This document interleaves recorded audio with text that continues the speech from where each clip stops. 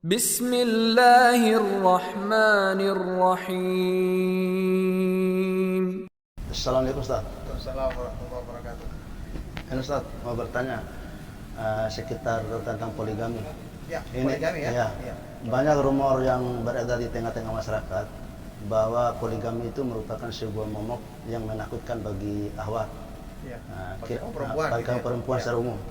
Kira-kira langkah-langkah atau kiat-kiat apa yaitu supaya poligami ini benar ibadah bisa diterima di tengah-tengah masyarakat karena itu merupakan sebuah syariat dalam Islam. Masya Allah ya. Barakallahu fikum. Alhamdulillah wassalatu wassalamu ala Rasulillah. Amma ba'du. Ya, ini pertanyaan yang baik sekali ya. Pertanyaan yang memang permasalahan ini perlu didudukan sesuai dengan syariat Islam ya. Kenapa kita membicarakannya? Karena Allah Subhanahu wa taala menghalalkannya di dalam Al-Qur'an. Dan ketika banyak orang yang memprotesnya atau menilainya dengan negatif, tentu kita tidak boleh mengikuti penilaian orang-orang yang jahil. Kita harus dudukan sesuai dengan syariat Islam. Baik. Masalah poligami atau suami yang menikahi lebih dari satu istri, kita ketahui bersama disebutkan pensyariatannya di dalam Al-Qur'an secara umum. Di dalam surat An-Nisa Allah Subhanahu wa taala berfirman, "Fa in khiftum alla ta'dilu fil yatama fankihu ma taba lakum minan nisa'i matna wa thulatha wa ruba'. Wa in khiftum alla ta'dilu fawahidatan aw ma malakat aymanukum dzalika adna alla ta'ulu." Maka jika kamu khawatir tidak bisa berlaku adil terhadap anak-anak yatim itu, maka nikahilah perempuan-perempuan yang lain yang kamu sukai, yang kamu anggap baik, 2, 3 atau 4. Dan kalau kamu khawatir juga tidak bisa berlaku adil menikahi 2, 3 atau 4 perempuan, maka satu saja atau dengan budak yang kamu miliki. Yang demikian itu adalah lebih dekat supaya kamu tidak berbuat zalim, tidak berbuat aniaya. Nah, ayat ini turunnya berkenaan dengan dulu di kalangan para sahabat radhiyallahu taala anhum ajmain, ada seorang sahabat yang memelihara anak yatim. Anak yatim perempuan ini setelah besar, rupanya si laki-laki ini tertarik untuk menikahinya. Dan biasa karena anak yatim kan tidak punya orang tua, kadang-kadang dinikahi itu ya tidak ditunaikan hak-haknya dengan sempurna. Makanya Allah tegur, kalau kamu khawatir nanti tidak bisa berlaku adil kepada anak yatim, nikahi saja perempuan yang lain. Dulu kan bisa menikah 2, 3 atau 4. Yang jelas ini menunjukkan pernikahan yang namanya poligami itu dihalalkan, disyariatkan di dalam Islam. Memang para ulama berselisih pendapat tentang masalah hukumnya. Ada yang mengatakan hukumnya sampai pada tingkatan dianjurkan, ada yang mengatakan cuma mubah saja. Yang jelas banyak di antara para ulama yang menyebutkan kalau orang punya kemampuan, ya kemampuan dalam masalah fisiknya mampu, kemudian sikap-sikapnya, keadilannya mampu dalam menghukum, memberikan hukum kepada istri-istrinya, dan nafkah juga mampu, ya mampu untuk menunaikan hak-hak yang khusus bagi mereka, maka lebih utama untuk dia lakukan ini. Karena kita ketahui sendiri ya, kaum perempuan sekarang lebih banyak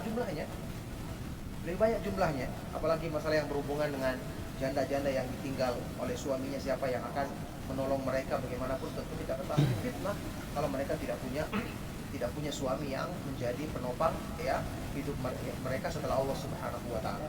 Oleh karena itu, kita ketahui di dalam sebuah riwayat yang sahih dari sahabat yang mulia Abdullah bin Abbas radhiyallahu taala anhuma, beliau pernah mengatakan, "Tazawwaj fa inna khaira hadhil ummati aktsaruha nisa."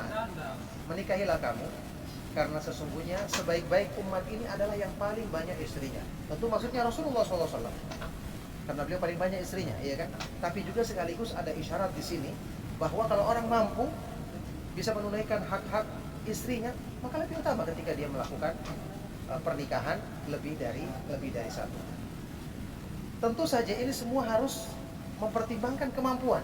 Jadi dalam masalah ini tidak boleh juga seseorang itu yang penting asal nikah, semangat saja menikah.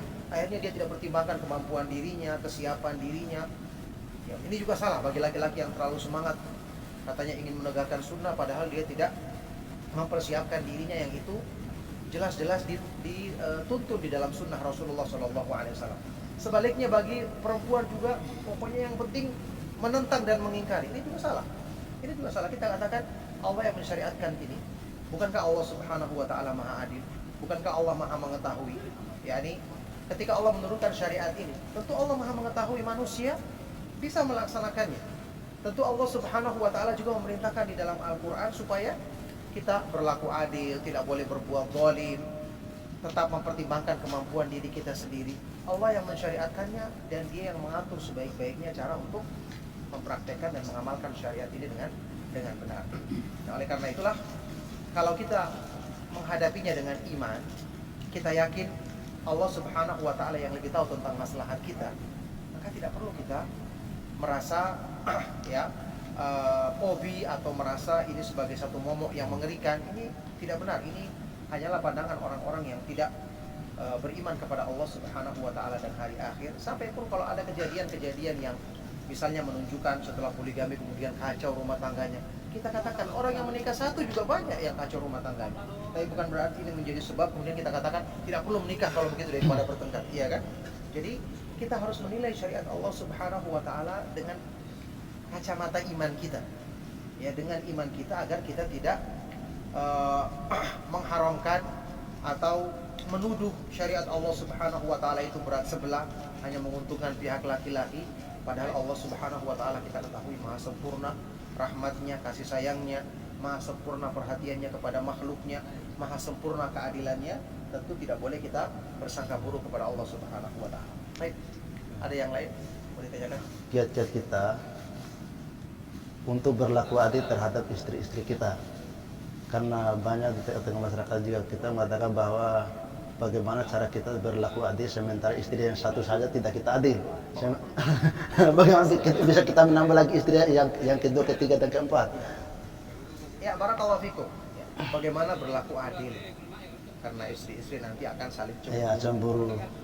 Kemudian ada yang mengatakan baru satu saja belum ditunaikan semua, belum dibahagiakan. Ini sudah datangkan yang baru. Ini kurang lebih jawabannya sama dengan jawaban yang pertama tadi sebenarnya. Allah kan yang mensyariatkan.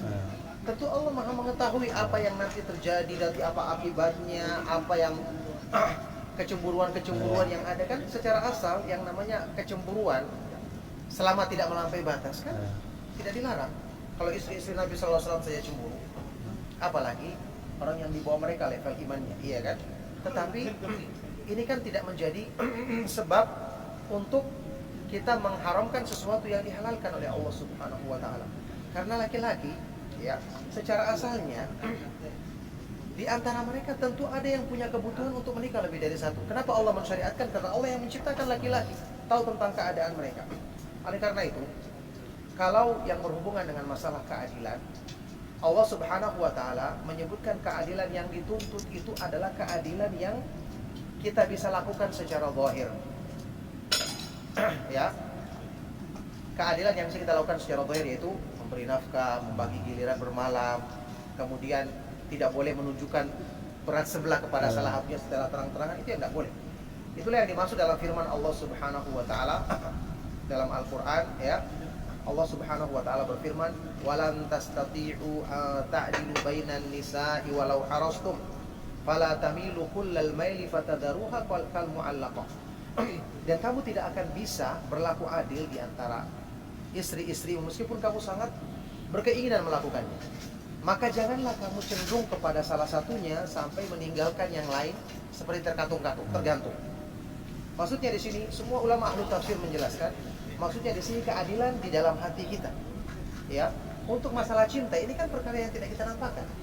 Bisa jadi kita lebih cinta kepada yang satu dibandingkan yang lain. Contoh saja kalau kita punya anak 3 atau 4 orang.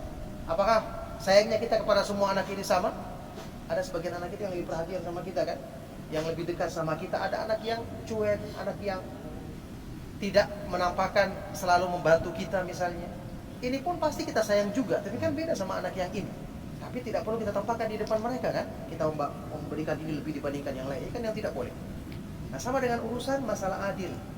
Di dalam kasih sayang dan cinta dalam hati, ini kita tidak akan mampu untuk mengendalikannya. Makanya Allah perintahkan yang dituntut untuk adil itu adalah perkara-perkara yang zahir tadi. Dalam masalah memberikan nafkah, membagi giliran, ya dalam masalah pemberian tempat tinggal atau hal-hal yang merupakan kebutuhan mereka secara zahir, inilah yang dituntut. Dan kalau kita laksanakan benar-benar dengan memohon pertolongan kepada Allah Subhanahu wa taala, insya Allah semua akan menjadi baik, dan tentu kekurangan-kekurangan yang ada berusaha untuk kita perbaiki. Nah, barakallahu fikum.